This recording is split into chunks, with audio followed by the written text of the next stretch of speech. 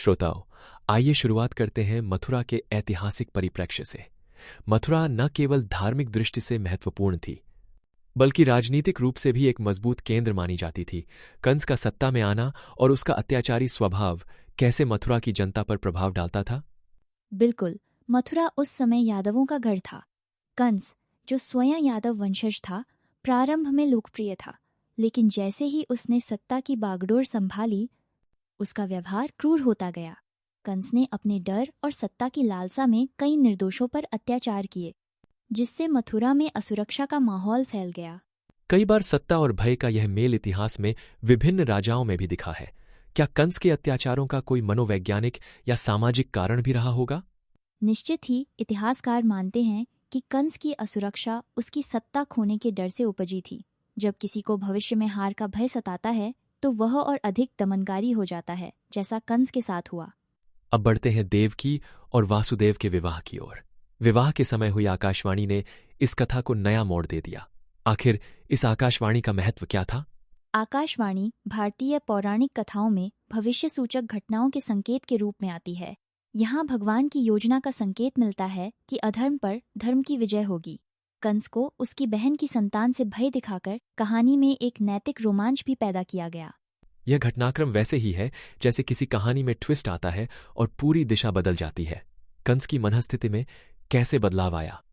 आकाशवाणी के बाद कंस का प्रेम क्रूरता में बदल गया। उसने तत्काल देवकी वासुदेव को बंदी बना लिया, जिससे सत्ता और परिवार के बीच संघर्ष को दर्शाया गया। कंस ने देवकी की पहली 7 संतानों को जन्म लेते ही मार डाला। यह व्यवहार इतनी नृशंसता क्यों दर्शाता है और इसके पीछे कौन सी मनोवैज्ञानिक प्रवृत्ति छिपी है? यह एक क्लासिक केस है जहां भविष्य के डर ने वर्तमान को अंधा बना दिया। कंस अपने वध की आशंका में इतना खो गया कि मानवीय संवेदनाएं समाप्त हो गईं। ये घटनाएं सेल्फ फुलफिलिंग प्रोफेसी की मिसाल भी हैं, जहां डर के कारण इंसान वही करने लगता है जिससे वह बचना चाहता है। ऐसे उदाहरण हमें विश्व इतिहास में भी देखने को मिलते हैं, जहां सत्ता बचाने के लिए नृशंस कदम उठाए गए। सही कहा। जैसे रोम के राजा हेरोड ने यीशु के जन्म की खबर पर नवजातों की हत्या करवाई थी, वैसे ही कंस ने भी किया। अब उस रहस्यमय रात की बात करें जब श्रीकृष्ण का जन्म होना था। चारों ओर अंधकार, प्रहरी निद्रा में और जेल के द्वार अपने आप खुलना, इसे आप किस रूपक से समझाते हैं? यह घटनाएं दर्शाती हैं कि जब दैवीय शक्ति हस्तक्षेप करती है तो प्रकृति के नियम भी बदल जाते हैं। जेल के द्वार खुलना और पहरेदारों का सो जाना अधर्म के बंधनों का टूटना और नवजीवन का आगमन दर्शाता है। क्या इसे समाज में परिवर्तन के संकेत के रूप में देख सकते हैं कि जब अत्याचार चरम पर होता है तब बदलाव की शुरुआत होती है? बिल्कुल। यह दर्शाता है कि अंधकार के बाद सवेरा निश्चित है। हर अत्याचारी सत्ता की रात्रि के बाद धर्म का उजाला आता है। अत्यंत महत्वपूर्ण मोड़ पर भगवान विष्णु ने प्रकट होकर वासुदेव को निर्देश दिया। ऐसे दृश्यों में दैवीय संदेश का क्या महत्व है? यहाँ भगवान विष्णु का प्रकट होना ईश्वर की योजना का संकेत है। वासुदेव को स्पष्ट निर्देश देना धर्म की रक्षा के लिए मानव को मार्गदर्शन देने का प्रतीक है।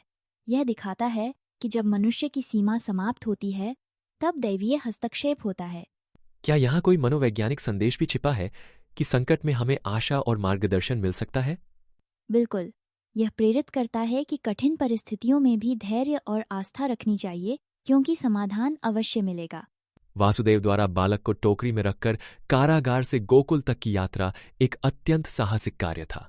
क्या यह केवल एक कथा है या इसमें कोई गहरा प्रतीकात्मक संदेश है? यह यात्रा जीवन के संघर्षों का प्रतीक है।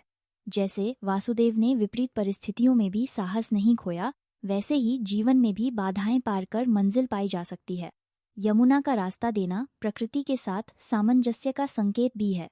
क्या अन्य पौराणिक कथाओं में भी ऐसी साहसिक यात्राओं के उदाहरण मिलते हैं?